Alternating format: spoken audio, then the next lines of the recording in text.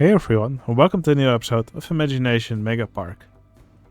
Now, in the last episode I created this big hypercoaster here in this Sprocket City area, and I really like how it dominates the skyline in this on this side of the park. It's kind of like a mirror image of the wooden coaster over here, with some differences of course.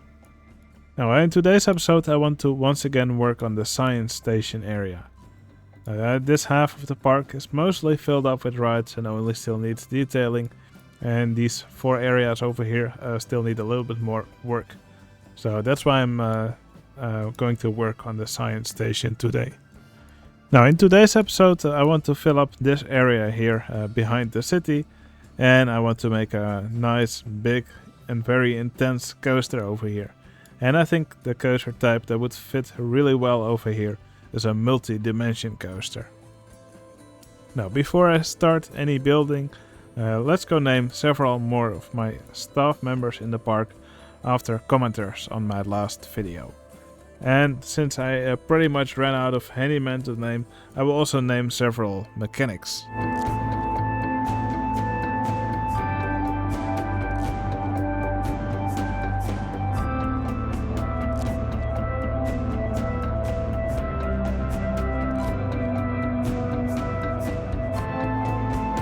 Alright, here you can see the 6 new members of the Handyman and Mechanics squad.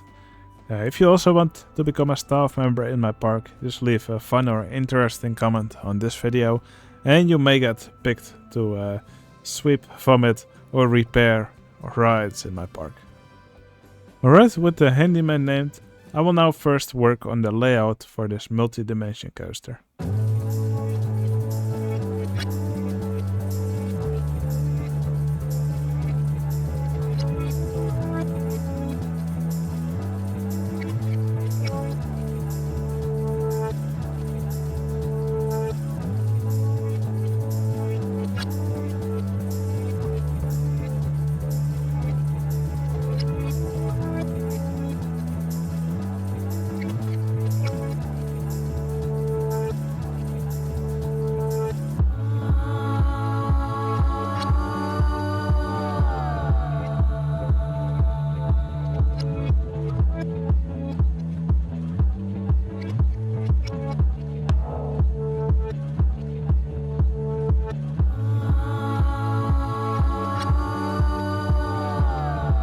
Alright, the layout for the multi-dimension coaster is now completed.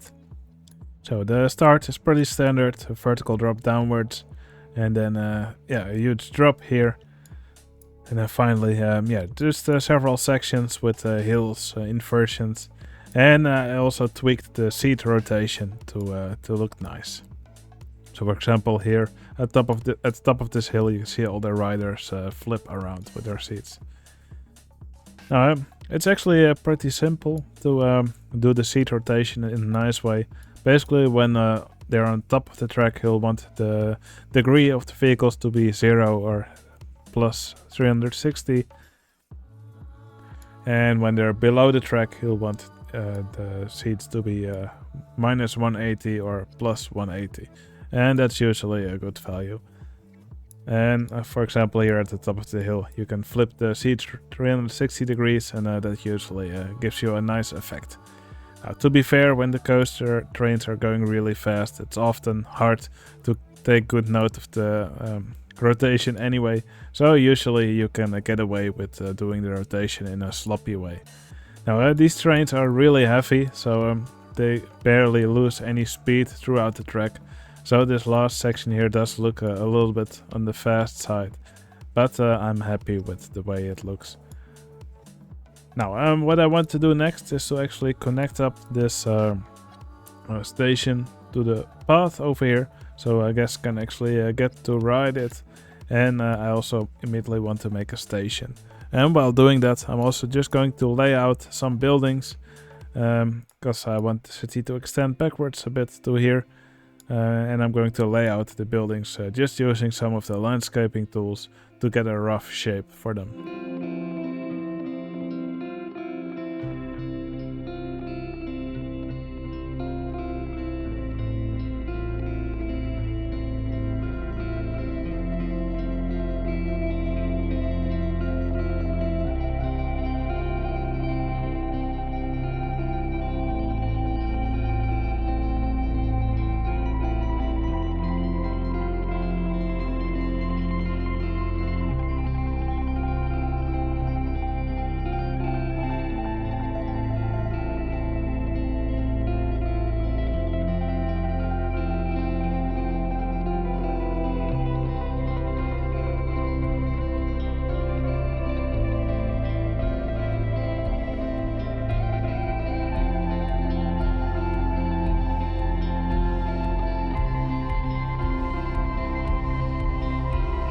Alright, this coaster now has a name. I called it Quantum Quake, which is actually a suggestion that ChatGPT came up with for me.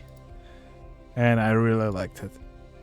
Now, you can see the station just looks like one of these other buildings here, except I mixed up the colors a bit, so now we actually have some black windows as well. I also gave it some nice fences, and off camera I decided to lead part of the queue outside for a bit.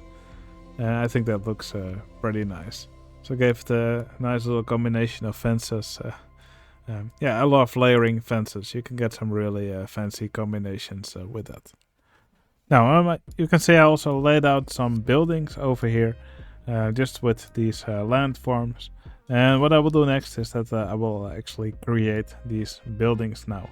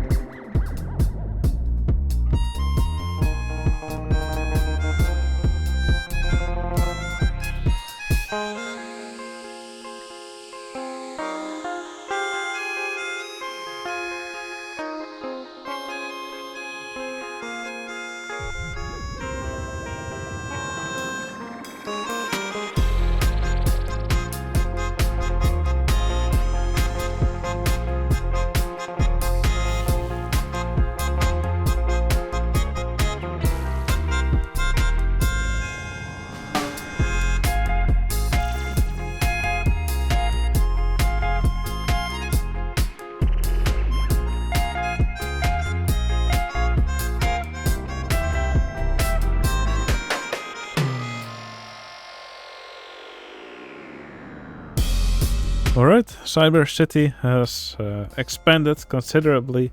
You can see all these new buildings here in the background. Now, I mostly went with some darker colors than what I used here in the foreground. So more gray, black, and some really dark red. And in a few spots I just also added in a little bit of a different color. Yeah, overall I think it looks really cool to see this coaster weave in and out of the buildings. Especially this building here on the edge. It's very difficult to get the camera in the correct spot when you have such high height differences in the park.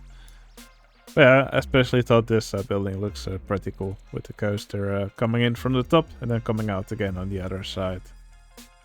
Here's the other view of the building. But yeah, overall I think this section looks great. Now the coaster does still look a little bit floaty, so most of the supports have actually been hidden because of this tile that they used here on the floor. So what's next is to give this coaster some supports again.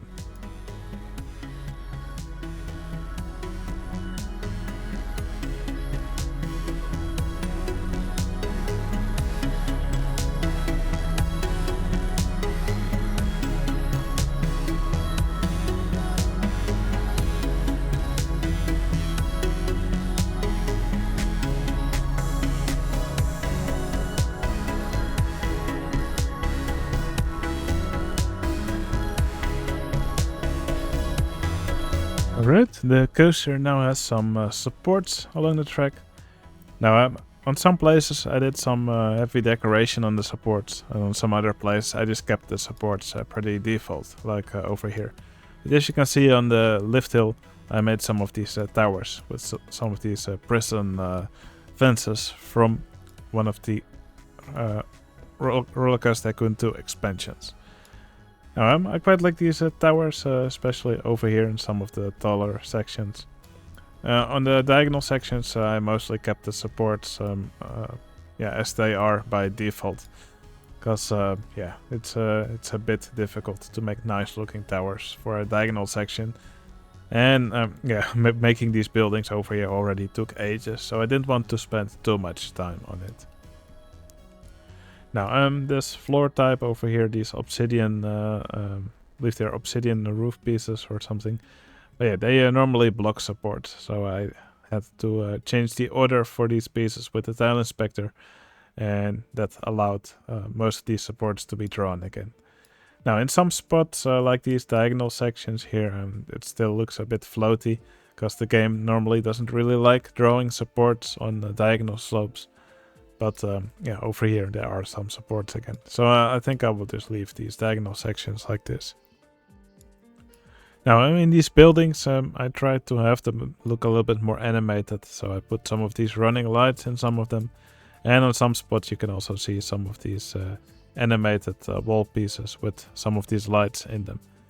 I tried to place quite a few of them throughout the city, just to make it look a little bit more alive and interesting. Now, that's gonna be all the building I'm going to do in this episode. Now, there's also a new patron who joined. Several new patrons joined. So I will, in this episode, once again, add one of them to the park as an entertainer.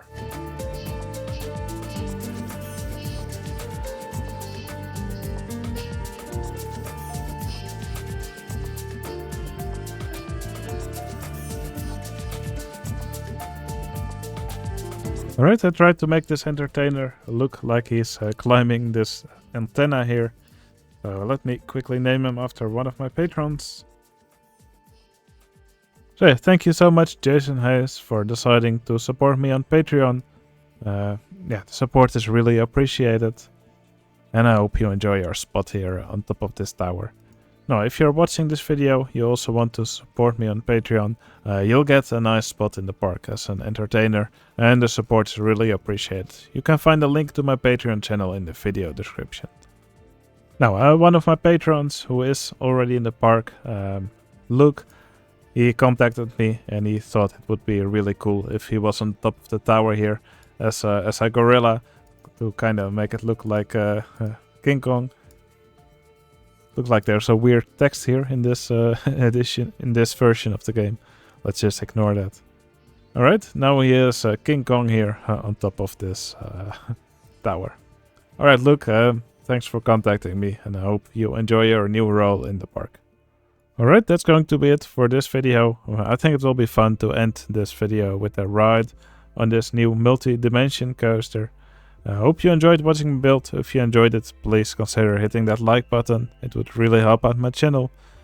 And if you want to see more videos like these, you can always subscribe. And also, I would love to hear in the comments what you think of this creation. Alright, that's going to be it for this video. Hope you enjoyed it. I'll see you again in the next one. See you later.